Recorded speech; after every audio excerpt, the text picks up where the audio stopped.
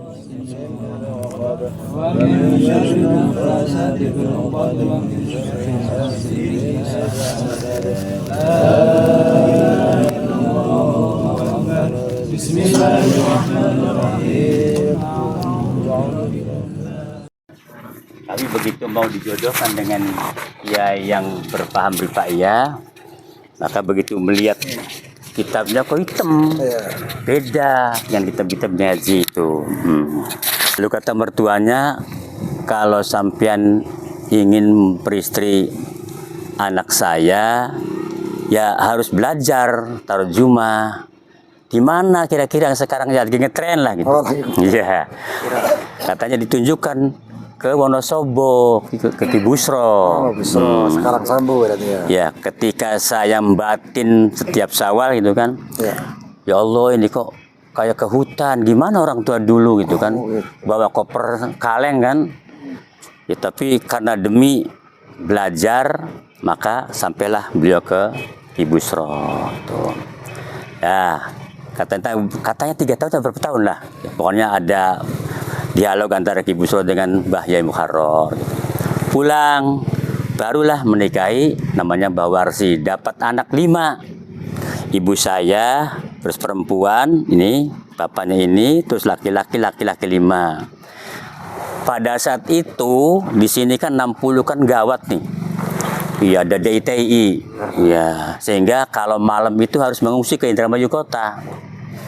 Jadi terganggulah dakwah di sini. Bahkan di akhir-akhir saya itu masih mengenal ada 2 orang murid dari Kesesi, namanya Pak Soleh. Kesesi Pak Soleh, katanya di dekat Gawir Sungai apa saya lupa itu. Ya. Ada 2, satunya lagi lupa. Sampai akhir saya sudah ingat itu, kesini terus ada 2 bulan, 3 bulan di sini gitu. Situsnya itu, bos, di sana situs pesantrennya itu. Ya, di masjid. Jadi saya masih mengenal ada bangunan kecil gitu. Karena meninggalnya terlalu dini, Mbah Yai itu anaknya 1 pesantren di Tambak Beras, Jombang, Mbah Wahab. Belum selesai sudah meninggal dunia. Dulu kan istrinya meninggal dulu. Lalu berikutnya setahun saya lahir 59 itu Mbah Mukharrar meninggal. Ya, tahun 60 di sini. 59. Saya 58 lahir itu. Jadi dari cerita dari mulut ke mulut, oh iya. Oh saja itu ya. Karena nggak bisa meneruskan kan. Nggak bisa meneruskan itu. Ya karena secucu kan, anak saja nggak bisa meneruskan. Ibu saya sendiri yang tinggal dekat beliau karena dinikahi orang sini, dekat sini, kampung ini. Yang lainnya ke kota semua. Maka tinggal saya yang dekat ini. Ini sering ke sini karena ada sawahnya di sini. Sering ke sini ada sawahnya di sini. Ini adiknya Haji Basit ini sama namanya nih. Haji Abdul Basit juga nih. Ini korban 2122 COVID. Oh, COVID. Ya. Dari Bandung. Ya itu. Coba kesempatan dari sini ternyata nggak bisa menjembatani kan dengan orang gubernur sana, jadi gimana lagi itu kan. Itu saja begitu. Bersih lagi. Dapat anak 3, jadi istri pertama dapat 5, yang kedua dapat 3, dan ini jauh semua yang 3 ini.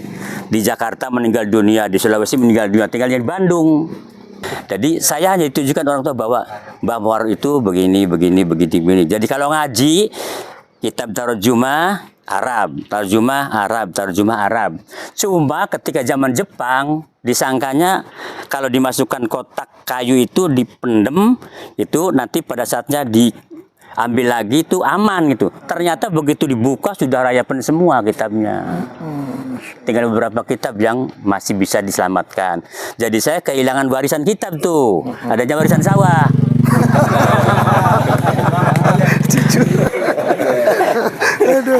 Itu. Dan di sini tuh Gus, itu bisa 2 organisasi 1 orang tuh. Ya. Jadi saya tuh di Rifaiyah dan di NU. Punten ini. Ya. Jadi di NU itu saya mustasyar. Iya. Di Rifaiyah saya ketua tanfidz PW kan gitu. Dan istri saya yang sekarang itu orang Muhammadiyah. Iya.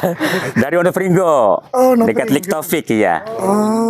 Berdampingan dengan masjid. Jadi saya itu sedikit bisa. Istri yang berapa? Yang pertama meninggal, yang kedua meninggal. Yang pertama meninggal, yang kedua ini ganti yang meninggal gitu. Ternyata orang Pekalongan gitu kan. Jadi saya paham, oh ini Pak Ihsan ini paham gitu. Itu ceritanya.